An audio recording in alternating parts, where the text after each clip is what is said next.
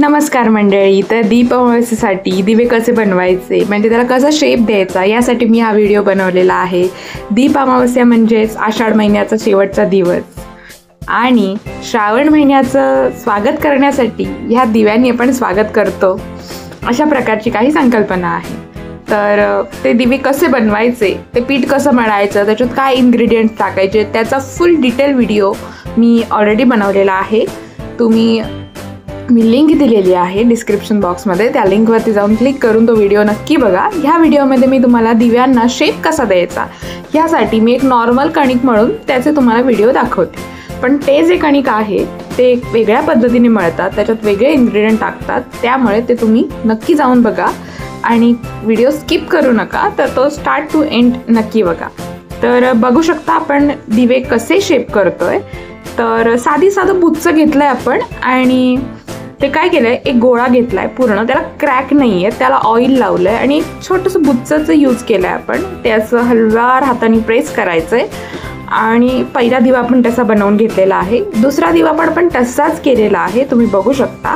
फक्त त्याला आपण थोडं हाताने रोल करतोय. व्हिडिओमध्ये दाखवल्याप्रमाणे एकूण एक स्टेप फॉलो केला तर तुम्हाला दिवे बनवायला कठीण जाणार नाही.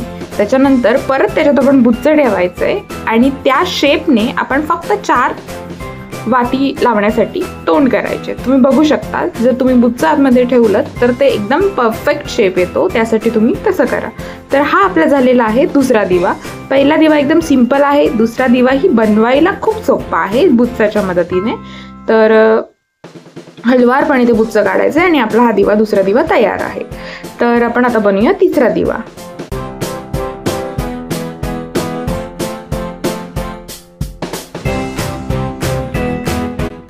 आपण तिसरा दिवा बनवण्यासाठी तसाच एक गोळा घेतलेला आहे, त्याला क्रॅक नाही आहेत, वरतून तेल लावायचं आहे आणि बुच्चं ठेवून अशा प्रकारे हलगर्जीपणे प्रेस करायचं आहे आणि त्याच्यानंतर आपण बोटांनी मगाशी जसं मी दाखवलंय तसंच अगदी प्रेस करून घ्यायचं आहे. आपल्याला थोडा त्या पाती आहेत आपल्याला त्या उंच करून घ्यायच्या आहेत आणि त्याला एक छोटीशी वात करून, वातीसाठी तोंड करून हा आपला सिम्पलेस्ट झालेला आहे, सिंपल झालेला आहे एक तिसरा दिवा.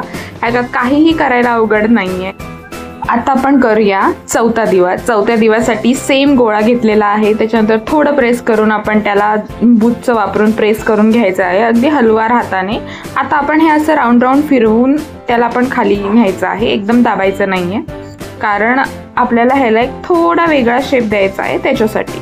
तर तुम्ही व्हिडिओमध्ये जसं मी दाखवते तशी प्रोसेस फॉलो करा. राऊंड शेप दिल्यानंतर आपण ते बुच्चं त्याच्यामध्ये ठेवूनच आपण अशा किती हव्यात आपल्याला तेवढ्या वाती अशा करून घ्यायच्या. ते बुच्चं ठेवल्यामुळे तो शेपही बिघडत नाही. तुम्ही बघू शकता ही आपली चौथी डिझाईनही तयार आहे. त्याला थोडंसं फिनिशिंग द्यायचं आहे आणि आपली चौथी डिझाईन तयार आहे. 5व्या डिझाईनसाठी तसा सेम प्रोसेस केलेली आहे. आपण गोळा घेतलेला आहे, त्याला क्रॅक नाही आहे, आपण बुच्चं टाकलेलं आहे त्याच्यामध्ये आणि असंच राऊंड करत आहोत जसं मगाशी आपण केलेलं आहे तसंच सेम अगदी. त्यानंतर हळूवारपणे ते बुच्चं काढून घ्यायचं आहे आपल्याला आणि हातामध्ये तो गोळा घेऊन त्याला मोदकाला जशी पारी करतो तशाच प्रकारची करायची, पण जास्त मोठी नाही, थोडी जाड ठेवायची आणि थोडासा त्याचा भाग असा उंचवायचा आहे.